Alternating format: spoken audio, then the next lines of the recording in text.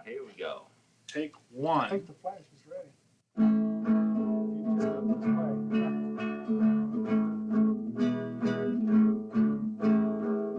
Four Blue 832s, all to always be used.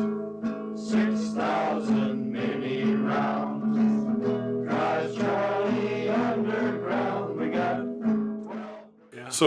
12. So after I graduated from high school, I worked a year just goofing off. Met my future wife, and I enlisted in April of, let's see, that would have been 67, but a delayed enlistment to October of 71. Went in on the buddy plan, got out of basic, and immediately got orders to, and the reason I enlisted in the Air Force is knew the draft was coming up the following January or February it started. Didn't know what my number was, but I didn't want to take a chance. And I'd had some buddies that had already gone. Matter of fact, one of our high school buddies was already KIA. And I said, I don't want that to be me. I want to go in the Air Force. And the recruiter said, hey, we'll get you in electronics. You scored high on the electronics portion or the math portion, so you can pretty much name your field in getting into electronics. I thought, great. And I said, what kind of electronics? So, microwave technology and stuff. Of course, 67, you don't know what microwave technology is, and thought that sounds pretty cool. That's maybe a job I could use on the outside. So enlisted and get orders to go to Lowry for weapons mechanic training. I'm like, that's not electronics. What the heck's going on here? So I went to our drill sergeant. I said, hey, I'm supposed to be electronics. He said, son, you don't have a choice. You're going to Lowry to weapons school. Does in that Texas drawl you had. So went to Lowry, get in there in November, and it was night out. It was colder than crap. Marching across the flight line area to get to our barracks, and started weapons school, and finished that up. And my orders were delayed for a while after weapons school, and I was going to go to NACOM Phenom. Back then I pronounced it Nakan Famine, and I didn't know how to even say it. And so I'm taking the orders around to a couple of the 4 and 5 and 6 stripers and saying, where is this? Because nobody could tell me. And finally the one guy, tech sergeant, said, oh, that's a secret base, but I think it's in Vietnam. And I said, no, the orders say in Thailand. And he said, well, I don't know. I just know it's a secret base. So finally, June rolls around, get the flight, get over there, get into Bangkok, and the first impression that I had that still is with me today, as if I'd opened that door right there, is when they opened that flight door to let the stairs down for you to get off the plane, and you, of course, had to stay in your seat for a while, was this overcoming humidity and the smell. And I'm like, this smells like toe jam. What the heck is this? I'm like, I cannot believe something's got to be wrong here.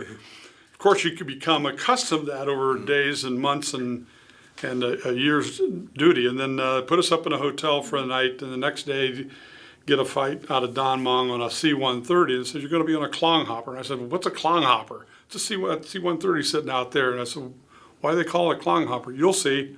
So it just went base to base to base, and I think NKP must have been the last of the line before he got off, because it was nighttime by the time we got there.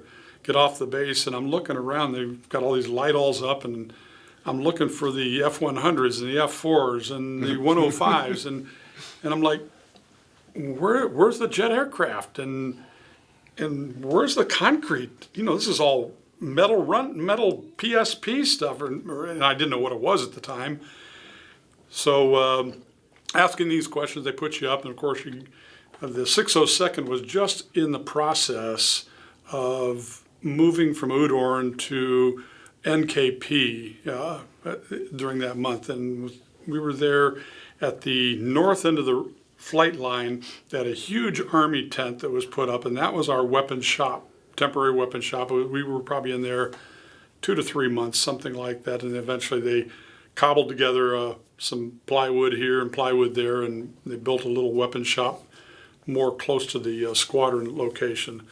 But when I got there, there were a couple T-28s and some of the A-1s and the spooky gunships, and I asked the guys, when did they bring the jets in? Oh, this is not a jet base.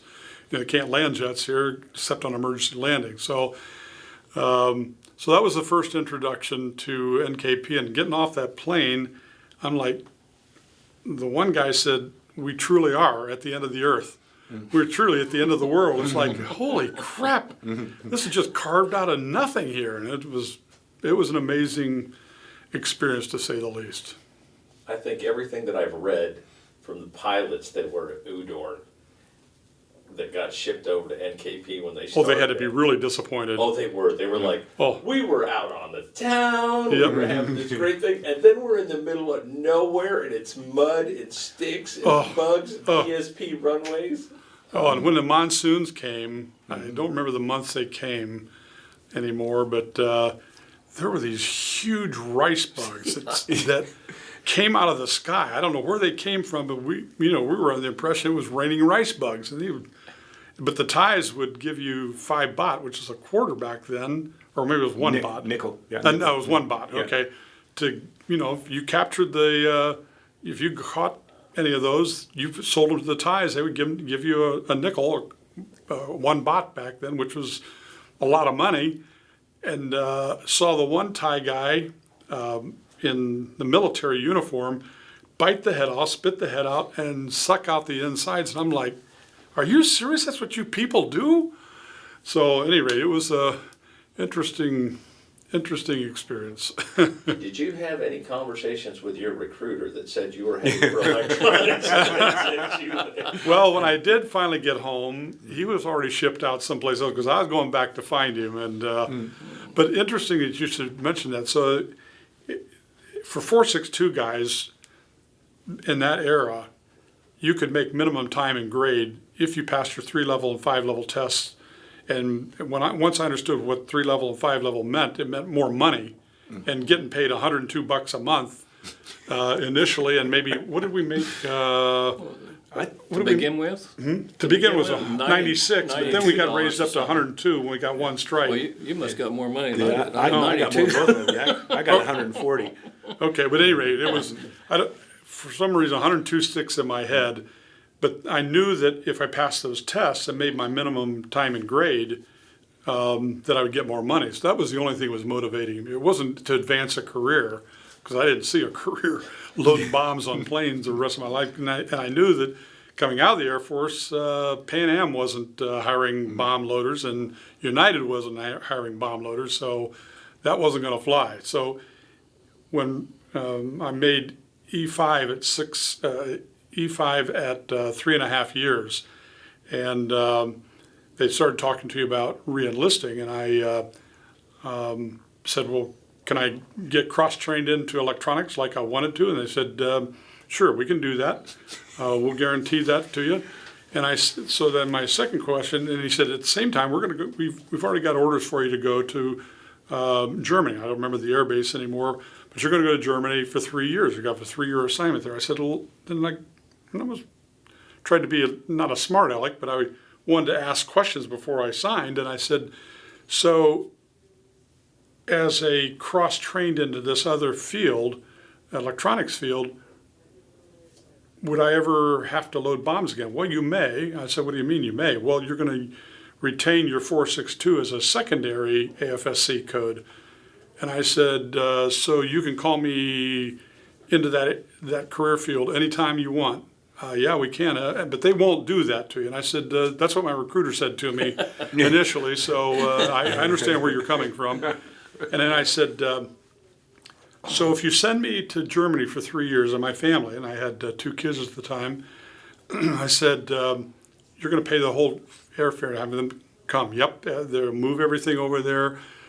some nice on-base quarters. I said, that sounds really good. So when I get there, is there a chance that you might, and I'm in this new career field, is there a chance that you might go ahead and send me TDY back to Southeast Asia, loading bombs on aircraft again?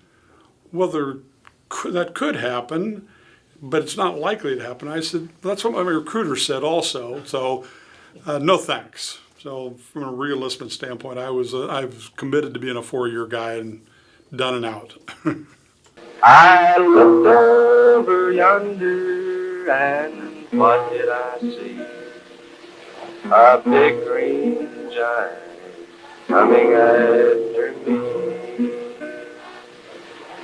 He was born one morning in the distant plain, reared in the valley so little and green, stood 50 feet tall above the trees. A big, big giant called the Jolly Green. He could cover a mile in a single stride, towering high in all of his pride. He came swiftly through the jungle of steam to answer the call for the Jolly Green.